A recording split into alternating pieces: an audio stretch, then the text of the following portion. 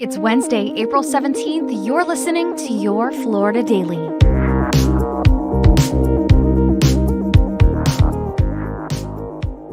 I'm Katrina Scales. Sad news in the world of politics. Former Florida Governor and U.S. Senator Bob Graham has died. He's being remembered by those on both sides of the aisle. His daughter released a statement saying she's deeply saddened to report the passing of a visionary leader, dedicated public servant, and even more importantly, a loving member of her family. The son of a Florida state senator, Graham spent 13 years in the state legislature. He then propelled his political career by working in mostly entry-level jobs to bond with his constituents. Graham won 2 terms as governor, the first one in 1979. He was then elected to the U.S. Senate in 1987 and served 3 terms. During that time, Graham was chairman of the Senate Intelligence Committee during and after the September 11th terrorist attacks. He became a national spokesman on security issues and led the joint congressional investigation into 9/11. Graham retired from politics in 2005. At this point, funeral arrangements have not been announced by the Graham family. Their statement also did not provide a cause of death. Graham was disabled by a stroke in 2020. He was 87 years old. A change is coming to private gun sales in Volusia County after leaders voted unanimously to repeal its law requiring a background check and a 3-day waiting period.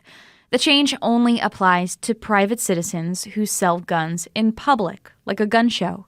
The seller can also not be a registered firearms dealer. The vote came after several people addressed the county council, asking them to keep the previous rules in place.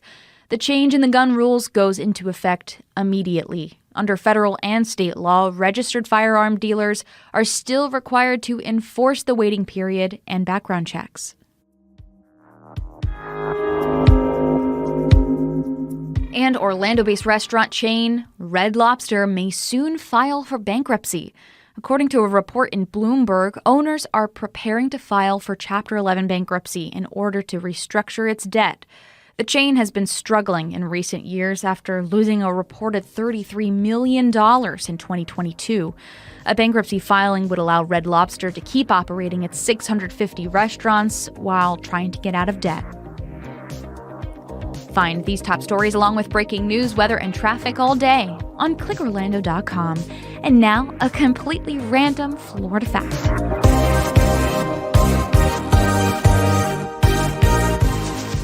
The highest point in Florida sits just south of the Alabama border in a town called Lakewood. Britton Hill sits at 345 feet above sea level. It may not come as a surprise that Britton Hill is the lowest high point in the entire United States.